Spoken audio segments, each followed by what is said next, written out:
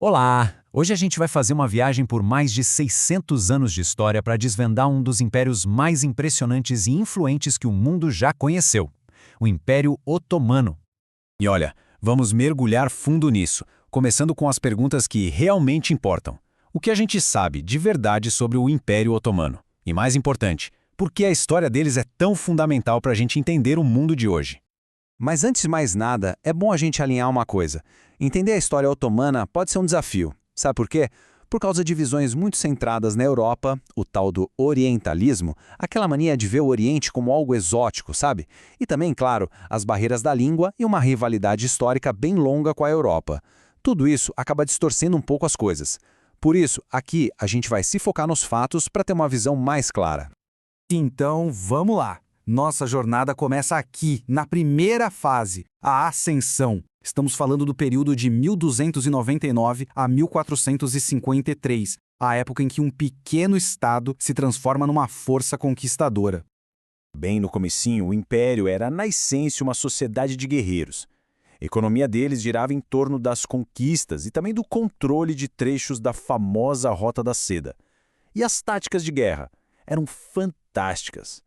Eles usavam ataques super rápidos de cavalaria leve, arqueiros a cavalo, uma agilidade impressionante que era um verdadeiro pesadelo para o seu principal rival da época, o Império Bizantino. Só que algo estava prestes a mudar tudo. Uma nova tecnologia que ia literalmente reescrever as regras da guerra e o mapa do mundo como se conhecia. E o ponto de virada foi a pólvora. Com a adoção de canhões gigantescos, os otomanos ganharam um poder de fogo para fazer o que todo mundo achava impossível: conquistar Constantinopla, em 1453. Foi um evento que, nossa, chocou o mundo. Com essa vitória, eles não só derrubaram o último pedacinho do Império Romano, como também passaram a controlar totalmente a passagem estratégica entre o Mediterrâneo e o Mar Negro. Isso forçou a Europa a ter que se virar para achar novas rotas para o Oriente. A queda de Constantinopla, então, marca o início do auge otomano. Entre 1453 e 1566, o Império deixa de ser só uma potência regional para virar uma verdadeira superpotência global. E nesse auge, o Império era de uma sofisticação incrível. O poder era todo centralizado na figura do sultão, que governava uma sociedade super complexa e diversa. Uma coisa que chama a atenção era a política de tolerância religiosa com os povos que eles conquistavam. A economia, claro, ia de vento em popa, controlando todo o comércio entre o Ocidente e o Oriente.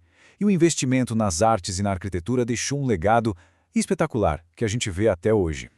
O poder militar deles era, sem exagero, avassalador. Eles tinham um exército permanente, moderno, já com armas de fogo e uma marinha poderosíssima que dominava os mares. A expansão foi gigantesca. Conquistaram o Egito, o norte da África inteiro, boa parte do Oriente Médio e, com isso, passaram a controlar as principais rotas comerciais do mundo conhecido.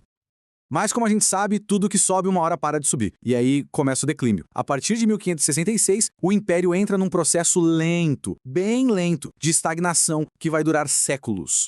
Se a gente compara as duas eras, a diferença é gritante. O governo, que antes era focado no sultão, agora passa a ter um monte de grupos diferentes dando palpite. A tecnologia militar, que foi a grande vantagem deles, simplesmente parou no tempo.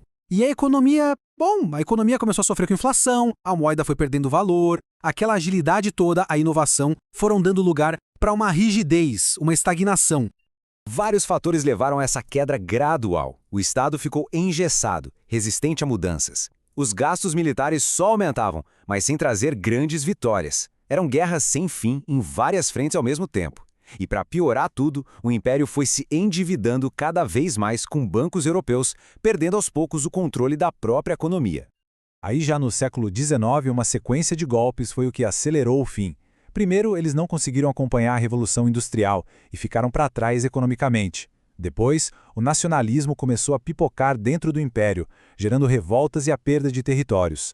E por fim, uma série de derrotas militares acabou selando o destino deles. E assim, a gente chega na parte final, a queda definitiva e o legado imenso que ficou com o fim de uma era que, sem dúvida, redefiniu a história. Mais de 600 anos! É um número que impressiona, né? Isso faz o Império Otomano um dos mais longevos de toda a história. Ele viu o fim da Idade Média, o Renascimento, a Era das Grandes Navegações, a Revolução Industrial, interagiu e influenciou todos esses momentos. Então fica a pergunta: qual é o legado de um império que por tantos séculos foi uma ponte e, às vezes, uma barreira entre o Oriente e o Ocidente?